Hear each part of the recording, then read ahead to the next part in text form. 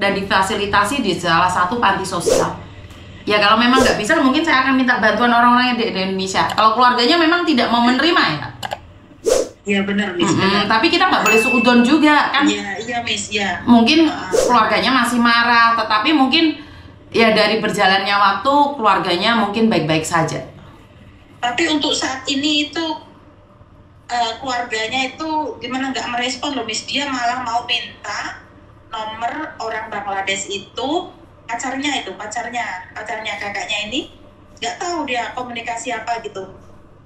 Padahal kita semua orang di sini itu tahu dia itu cuma laki-laki pengeret Miss. Mbak Sasanya ini dia penuh tekanan hidup. Dia gimana ya, pandangan matanya itu selalu bersedih gitu. Tapi kan intinya Mbak Sasa ya bisa bareng sama dia gitu loh. Ya kita nggak bisa. Nyatanya Mbak Sasa menikmatinnya. Iya. Nah itu Miss, susah banget. Sebenarnya sebagai teman kita udah menasihatin, tapi dia bilangnya namanya cinta kok lebih gitu. Nah ya wes lakonano kalau kayak gitu. Nah semua rent house itu semua yang cowok punya dia itu dia yang biayain Miss. Kalau Mbak Sasa itu bisnisnya gede Miss, dia bisnis masak ditaruh di toko-toko Indo Miss. Satu hari itu dia nggak mati 1.500 Miss, soalnya banyak toko ditaruh-taruh gitu, titip nasi gitu loh Miss bisnisnya dia. Jadi tapi nggak tahu uangnya itu selalu kemana. Kita juga heran sebagai teman ya. Nyuwun sewu nggih, soalnya saya sendiri itu yang sering pinjemin uang gitu. Mbak Ani pinjem uangnya Mbak, gini gitu. Nah jadi itu heran, sama-sama pedagang tapi kok sampai nggak punya uang gitu. Uang 50.000 aja Miss, $50 Miss, sampai nggak punya loh. Misalnya herannya itu kadang mirisnya itu di situ Miss gitu. Oke, jadi intinya adalah biarkan dulu seperti apa dan bagaimana. Jika dalam waktu seminggu ini keluarganya nggak mau dihubungin, nanti saya akan coba tim saya di Banyuwangi untuk membantu mediasi bagaimana caranya untuk bisa memulangkan ibunya jika keluarganya meminta, karena bagaimanapun harus ada persetujuan dari keluarganya. Iya Miss, ya Miss. Jadi kita orang luar juga ada nomor telepon adiknya itu Miss, kalau misalkan bisa dihubungin atau gimana, mungkin gimana ya, bisa merespon atau gimana. Tapi takutnya nanti pulang di Indonesia juga dia nggak di itu. Tapi jangan sudon, kita pasrahkan dulu keadaannya. Siapa tahu nanti keluarganya mau menerima, itu aja. Bener nggak? Kalau kita berprasangka buruk, maka hidup kita nggak akan nyaman gitu loh. Nomor jenengan tak simpen ya, nanti kalau butuh bantuan jenengan SMS saya aja langsung. Oke, terima kasih ya. Yuk.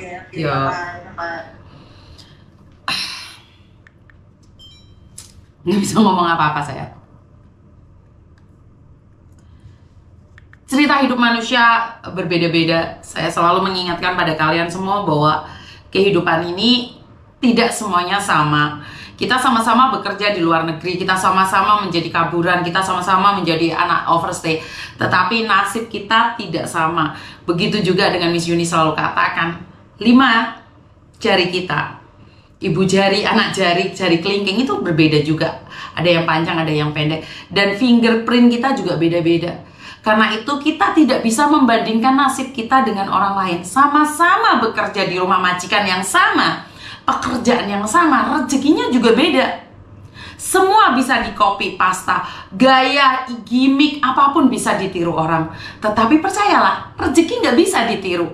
Rezeki bisa ditiru-tiru, tetapi diberi sama Tuhan tetap tidak sama. Jadi kita nggak usah no debat dengan orang-orang yang selalu merasa bahwa sama.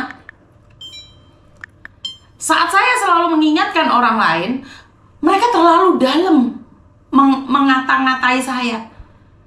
Nyatanya saya enggak kok, saya di Kamboja aman-aman saja sih. Saya nggak ada masalah sih. Saya kerja di restoran Kamboja aman sih. Oh, saya jadi kaburan di Taiwan aman, nggak ada masalah. Oh iya, saya ada di Turki nih, lagi baik-baik aja, nggak ada masalah. Gaji saya 9 juta, 100 juta. Hei, tak jambak rambutmu kok. Nasib orang beda-beda. Iya, kamu ngomong kayak gitu. Tapi belum tentu orang lain mengalami hal yang sama. Saya berbicara secara umum. Nek rezekimu enak, ya alhamdulillah. Ya alhamdulillah, tetapi berapa banyak yang tidak beruntung. Tak tapuk engko lambemu, melok-melok ae. Kalau nggak diajak, jangan ikut campur. Saya nggak bahas kamu. Berapa banyak orang hamil dari luar negeri baik-baik aja kok. Iya, kamu baik-baik aja, tapi bagaimana dengan bayi yang ditaruh di rumah, di depan panti asuhan, dan tidak bisa diselamatkan karena kedinginan? Kamu bayi, kamu brodol, baik-baik saja, itu urusan kamu. Dan kamu gak diajak, jangan baper. Orang hamil banyak kok. Ya gak ada masalah, hamil aja. Kamu habis melahirkan, hamil lagi gak masalah. 3 anak, 3 bapak, apakah masalah? Gak ada masalah. Itu adalah hakmu. Gak ada masalah. Tetapi menjadi masalah saat kamu tidak bisa mengasuhnya. Orang hamil itu adalah hak asasi manusia. Kamu berhak hamil. Kamu berhak tumpah-tumpahan. Tetapi anak yang kamu lahirkan juga berhak mendapatkan kasih sayang dari seorang ibu dan berhak mendapatkan kasih sayang dari seorang ayah. Jadi hak asasimu yang tumpah-tumpahan itu dibatasi oleh hak asasi anak yang akan kamu lahirkan. Jadi jangan mengatakan, oh hak asasi dong, saya numpak-tumpahan bojoku dewe. Iya, tapi anakmu punya hak asasi juga untuk memiliki ibu. Karena mereka tidak bisa memilih lahir dari rahim siapa. Dan kamu yang suka tumpah-tumpahan, dijogor rahimmu. Tanggung jawab anakmu. Saya tidak menyindir kamu, orang usah baper. Terus nggak status Miss Yuni, kenapa seperti ini? Kenapa aib saya diumbar? Hei, ini saya berbicara secara global. Karena di Indonesia sendiri sudah tahu itu suaminya orang. Sampai direwangi Dek Flores, di NTB atau di mana itu saya lupa kemarin telepon. Wes ngerti kowe wong lanang kuwi dibojo. Terus tiba-tiba kamu hamil. Terus minta tanggung jawab. Kan kamu jual, dia beli. Kelar hidupmu. Jadi jangan baperan, kamu gak diajak, jangan ikut. Selagi saya tidak menyebut namamu, tenang kamu di sana. Bener kan? Saya diserang habis-habisan. Kamu gak tahu ya kalau kami ini adalah suhu. Lah aku ora peduli kowe suhu atau ora. Yang saya tahu berdasarkan fakta. Kowe ra trimo wong yo kira ro kowe ndek kono iki nyambut gawe zaman biyen. Kan ya beda. Kowe zaman biyen ndek kono megawe. Kowe melok perusahaan, kowe melok majikan. Emangnya kamu tahu dunia luar? Kan nggak tahu. Kenapa saya tahu? Loh, kapan gaya aku di agent, ngeterne arek di rumah sakit. Background kita beda. Kamu di luar negeri sana bekerja, yang kamu tahu, yang kamu tekunin ya itu. Nggak mungkin kamu geladra mau seminggu peng 5 di rumah sakit, ya nggak mungkin. Urusannya apa kamu ke rumah sakit? Kecuali maji kamu ada di rumah sakit. Tetapi saya ganti-ganti profesi. Kadang-kadang di rumah sakit, kadang-kadang di penjara, kadang-kadang di imigrasi. Karena itu selalu menghargai pengalaman orang lain. Pengalaman orang lain jadikan guru. Orang sadinya pengalaman orang lain nggak sama lah, levelnya beda lah. Saya suhunya lah, nggak perlu. Dunia ini nggak dibutuhkan suhu kok. Dunia ini dibutuhkan orang-orang yang bermanfaat. Dan mau tidak mau, suka tidak suka, kita harus belajar dari pengalaman hidup orang lain. Kita itu harus belajar dari kehidupan orang lain. Kita nggak sama. Jangan merasa bahwa kamu pinter. Enggak. Kepinteranmu belum tentu bisa dipakai di tempat lain.